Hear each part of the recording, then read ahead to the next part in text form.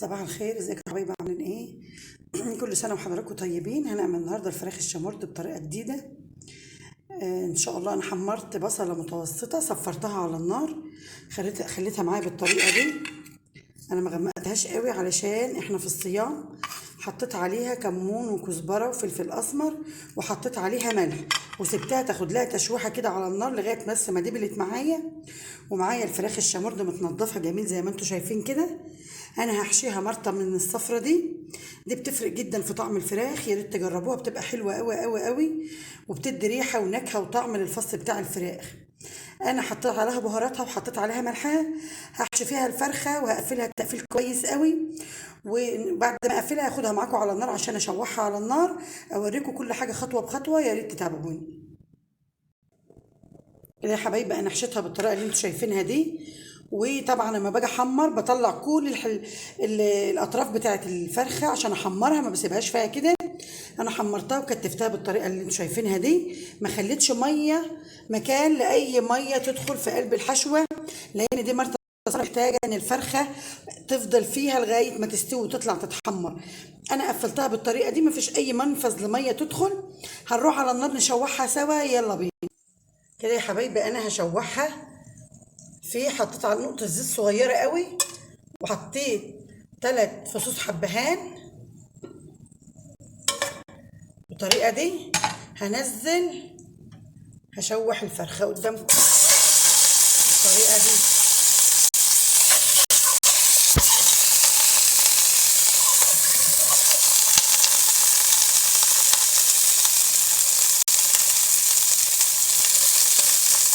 هسيبها تتشوح، هشوحها على 4 الاتجاهات، تاخد صدمه بس.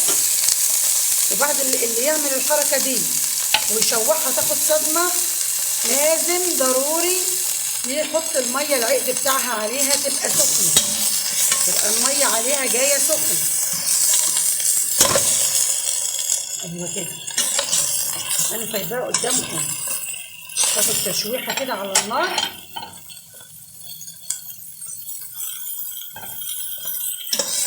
ريحه الحبهان ما شاء الله عليها، تاخد تشويحه زي ما احنا شايفين كده على النار.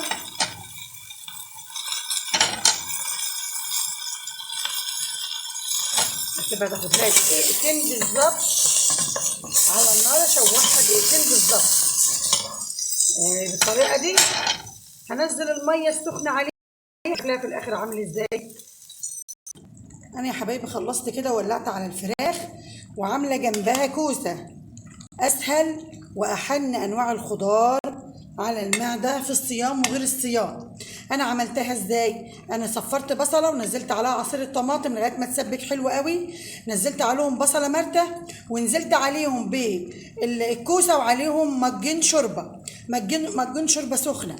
بعد ما حطيت عليهم المجين الشوربه السخنه بالطريقه دي، هسيبها تغلي مع بعضها كده 10 دقايق بمجين الشوربه، وارجع اكمل بقيه عقد الكوسه، احط كمل شوربه على شويه ميه، واسيبها لغايه ما تستوي خالص على النار.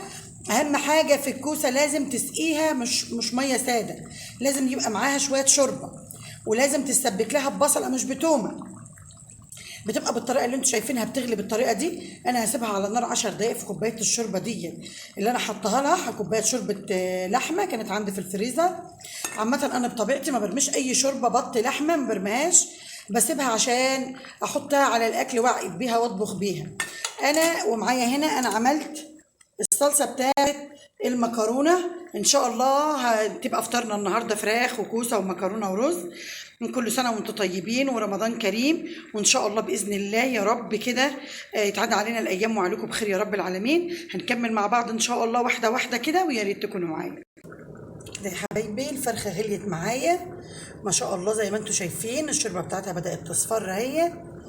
انا هسيبها على النار كده قبل الفطار ان شاء الله بربع ساعه كده، ونطلع نحمرها ان شاء الله، ونشوف مع بعض هي في الاخر بالمرطه الصفرا شكلها عامل ازاي. بس صدقوني والله لو جربتوها بالطريقه دي مش هتعملوها تاني غير بده.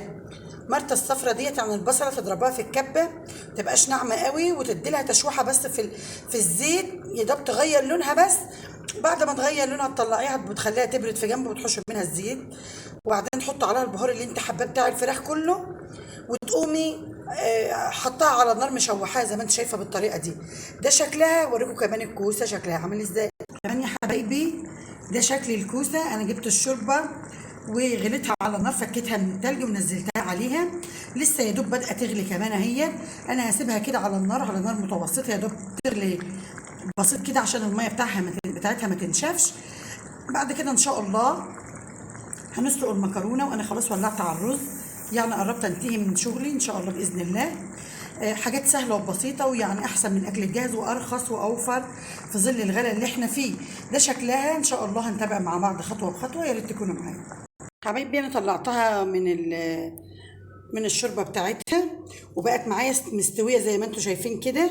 طالما السكينه بتغرز فيها كده تعرفوا ان هي استوت. هي كده في الفخذ وكده في الصدر، ما شاء الله استوت اهو. احنا من النوع بقى اللي بنحمرها، بنقطعها وبنحمرها، ما بحمرهاش كامله كده، لان انا عندي الاولاد بياكلوها حمرا من كل الاتجاهات. فانا لما بحمرها كده الفخذ من جوه ما بيحمرش، وما بيحبوش ياكلوها كده، فانا هضطر اقطعها اربع، واقوم جايبه كل ربع لوحده محمراه، وهوريكم شكلها بعد التحمير. وان شاء الله يكون الاكل كله استوى معايا ونكمل مع بعض. اهم حاجه يا جماعه تكون النار متوسطه عليها، يعني الفرخه زي دي بالكتير بس ما تبيطون شوربه، لان بتكتر الشوربه بتطلع الفرخه، يعني الشوربه مش كتيره قوي في الفراخ، ممكن تبقى كتيره شويه في اللحمه. ما فيش ريحه زفاره. وقبل كده انا عملت لكم فيديو ازاي تشيلوا زفاره الفراخ. تضربي قرن فلفل في الكبه، معاه حبايه طماطم، ومعاه بصله، وتحطي عليها ليمونتين كبار تضربوهم في الكبه، وتحطيهم على الليمون الفرخه بعد ما تنضفيها كويس وتغسليها وتشطفيها بالميه. تدلقاها جوه في قلب الفرخه من جوه وعلى جلدها من بره، وتسيبها يا حبيبتي في قلبها لمده نص ساعه ولا ساعه، وبعدين تشطفيها. بتلاقي الزفاره كلها راحت، ما عادش لها اي مكان.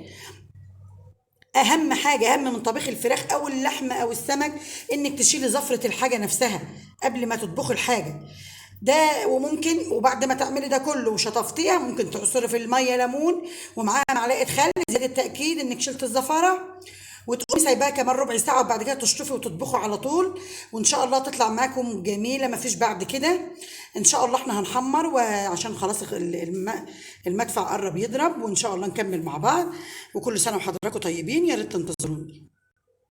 خلاص يا حبايبي انا حمرتها بالطريقه اللي انتوا شايفينها دي. احنا بنحب نقطعها اربع كده ونحمرها عشان تبقى مقرمشه من بره وطريه من جوه، هي بالشكل اللي انتوا شايفينه ده. وانا طبخت الكوسه وطلعت معايا مفلفله كده ومكرونه مع الرز. دي كان طبق النهارده. يا ريت يكون الفيديو بتاع النهارده عجبكم، وان شاء الله باذن الله نعمل مع بعض اكلات حلوه قوي بتشجيعكم معايا. وكل سنه وحضراتكم طيبين ورمضان كريم.